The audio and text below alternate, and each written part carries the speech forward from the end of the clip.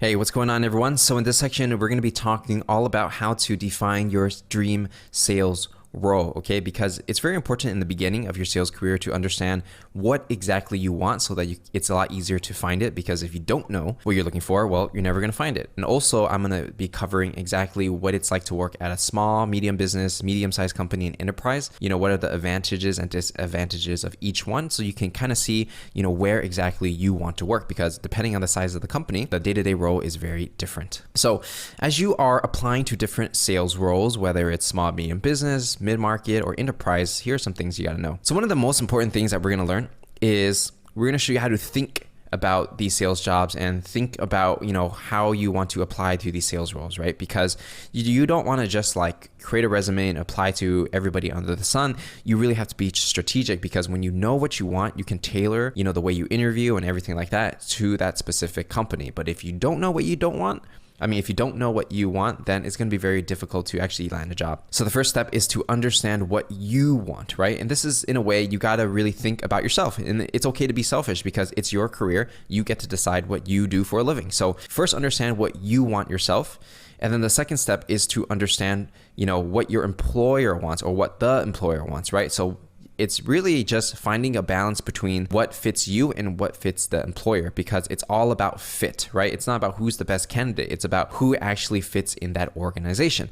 So if you know you want to work at a specific company for a specific reason, and you know what the employer is looking for, well, if you make them believe that you are a good fit to work with them, it's a no-brainer to hire you. And that's essentially what we are doing when it comes to the hiring process. So defining your dream sales role, right? A couple questions you need to answer before you even send out any resume application is, first, what country do you want to work in? Whether it's the country you already live in, you want to work in US, Canada, Asia, even if you're American and you want to move to Asia, that's a possibility too. So you need to define what country you actually want to work. Also, you need to define whether or not you want to work remotely, because sometimes you can work from home and you can work from anywhere in the world, and that's okay too, right? So you need to understand if you want to work remotely, and the company that you want to work at, what country are they going to be based in? And based on that country, do you have the proper documentation to work in this country? That's very important, right? Because if you're trying to work at an American company, but you're from a random country outside of America, they may not hire you because you don't have the right documentation, right? So understand what it takes to actually be hired as a full-time employee, part-time, or contractor. Know if you want to be full-time or part-time, right? That's very important, because if you're part-time, don't apply for full-time. It's very obvious, but it's very important that you understand these things. If you are, let's say,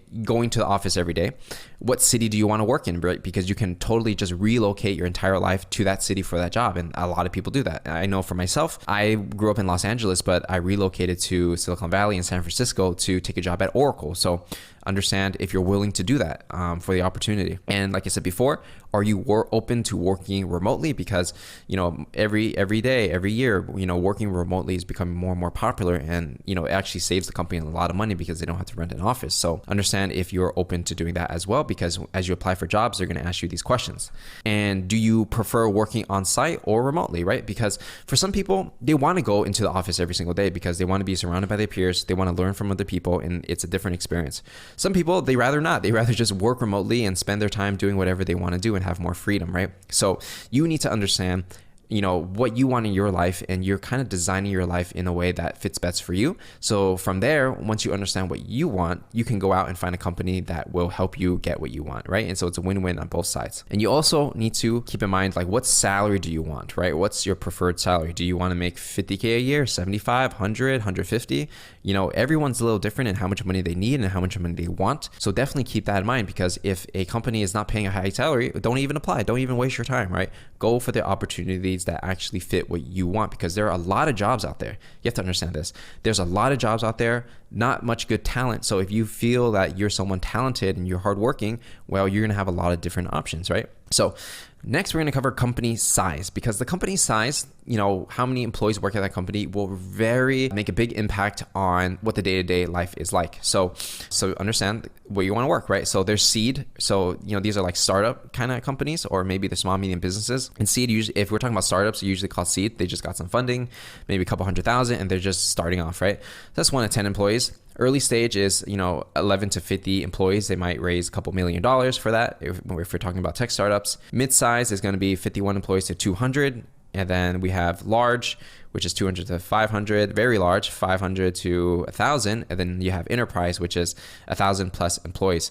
So depending on whether you want to work seed all the way to enterprise, each one of these steps is going to be a very different culture and very different environment. Your day to day, even if you're a salesperson, whether it's a sales development rep or an account executive or something like that, you know, there are going to be slight differences as you go up the chain in terms of a larger company. And I'm not talking about who these companies are selling to. I'm talking about how big is the company itself, right? Obviously, the smaller it is, the less structure, the larger it is, the more systems and processes that you have. So I'm going to go ahead and dive into, you know, these ranges so that you get a feel, an idea of what it's like to actually work at these companies. So when it comes to seed and early stage, right? So the younger companies, these companies typically go for go-getters, right? They want salespeople that, you know, don't have to be told what to do all the time and can figure out things by themselves, especially challenging problems, right? So if you are an SDR working at a seed company that has like 5 employees, you have to really think about, okay, who are we going to reach out to? How do I generate these meetings? I can't always rely on my manager. I can't always rely on my the founder to do all the work. I have to really step it up. And this is what early stage companies are looking for, because they have limited resources. They don't have that many employees. You basically have to wear many hats and do everything, right? So if you really want to start from scratch and get that experience and get as close as possible to the founder, obviously seed and early stage is really good because, you know, you're really building a plane while you're flying it. The con of it is that there's not much processes, there's not much structure. So if you're someone that just likes to follow directions and just do work and do it well, probably not the best for you, because there's not going to be any structure from seed and early stage. So salespeople working at the seed stage and early stage, they really have to spend a lot of time learning new skills without anyone asking them to do so. You know, you're going to face a lot of problems every single day, and then new challenges are going to come up that no one has thought of, and you're going to have to, you know, step it up, and you're going to have to learn some new skills on the weekends, spend extra hours, and do the work that needs to be done to sell more products and services. And oftentimes, what I find is that a lot of people who work at these early stage companies, like people like me and my peers, we typically want to learn about how a company starts, you know, what it's like to work at a startup, get closer to the founders and see like how they move and how they do what they do, so that in the future we can start our own companies. You know, from that learning experience, that's part of the reason why I went from Oracle to a startup, is because I want to see what it was like to be at a successful startup so that I can learn from them and eventually do my own thing in the future, right? And a lot of, you know, salespeople, especially like account executive level people, they learn this skill, and then eventually after a couple of years, they're like, okay, I'm ready to start my own business, and then they do. So that's the advantages of a, you know, seed and early stage. But obviously, you know, if you don't really like this, it's okay, because we can move into the mid stage. So mid-sized companies, they don't necessarily expect the go-getter mentality as much as seed and early, right? Because for mid-stage, you maybe have like 50 to 200 employees or something like that. So you already have product market fit. It's already working. You got a sales process in place, and you're scaling around now, right? So it's more about scalability, not necessarily about surviving. And like I said before, mid-sized companies have product market fit already. So they have a product that's already good. People are buying it, and they're probably making millions of dollars per year. And so it's working, right? And what they need is people to, you know, come into the system, further build it out, and scale their systems and processes, right? Because they already have product market fit, meaning people are buying, they're happy, and it's working. Now the next step is to, okay, how do we grow larger as a company? And so this is what the midsize is all about. Now, sales reps who want to work at midsize, they really need to fit into a system, right? Because it's not like working at startup. You're not building a plane while you're flying it. You are part of a system that is already built. It's not perfect, it's not optimized, but it's kind of built. So it's your job to be in the system, make it work, and also optimize the selling process. So if you see any opportunities to make it better, you know, tell it to your leadership team and continue to improve the process. But understand that you don't have to reinvent the wheel, because, you know, everything that you're selling and everything that you're doing at this level, someone has already done before. You're not testing out anything new. You're just repeating a process that someone has already done. Now, it's not as well oiled as a enterprise company, right? But, you know, it's definitely more of a machine and has a lot more processes than early stage and seed. Now let's go ahead and go into what it's like to work at large or very large or enterprise companies, right? With hundreds of employees or more than 1,000 of employees. And it could be something like an Oracle or Salesforce or something like that, or even like a HubSpot. So enterprise companies, or even public companies, right, that are traded in the stock market. So these companies typically look for salespeople who are safe bets because they don't need people to build systems anymore, right? If you're going to be a sales development rep or if you're going to be an account executive at these companies, they don't need you to come up with a sales process. They already have it. They've probably been doing it for years and it's working. They're making millions of dollars every single year or even every single month, and sometimes billions, right? Enterprise, we were talking about Google, Apple, Facebook, things like that. So they're really looking for reps who can fit into the machine with very little effort, right? They don't need someone that's too crazy and that will, disrupt things. They need people that will fit in the machine and do a great job. And of course, if you're someone that's innovative and you can help improve the process, great. They'll hire you too, but it's important to be extremely cooperative, that you work really well in a team and everybody else. So they're really looking to hire, scale at a rapid pace. But then, you got to understand, like, they're already at a certain stage where they're making a lot of money and they're continuing to grow, right? So it's not going to be like hyper growth to the moon where they're going to go from, so like if you're working at a startup, going from 1 million to 10 million is a big deal. That's 10x, right?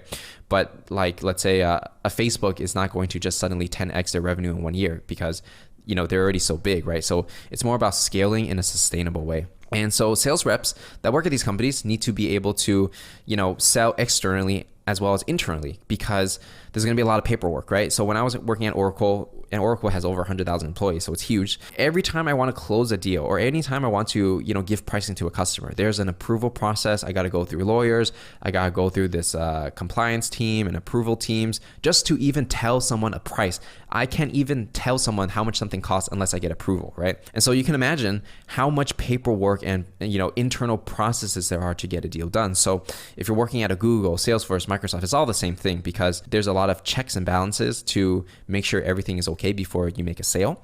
Whereas in a startup, you just sell something, you just get it done fast. But in a more corporate enterprise environment, they want to make sure everything is safe. So that's why it's important to be very cooperative and be able to work in a team and a system, both externally, selling externally and internally, because you're also selling your own company, right? Because you want to convince them why you're giving them this customer a certain price, and you have to sell them on that, and you have to get approved. So for these large companies, you don't really have to be that innovative. And sometimes these companies, they don't have that much innovation, especially when it comes to sales. You don't have to build any new systems, but instead, the skill set here is more about learning how to manage resources of the company, right? Because at this stage, as a salesperson, you have a lot of resources. There's so much different training, different type of sales reps, support reps, just all these type of people that support the salespeople, right? So you don't have to invent anything. You just need to leverage all the relationships internally at a company so that everybody helps you to get a deal done.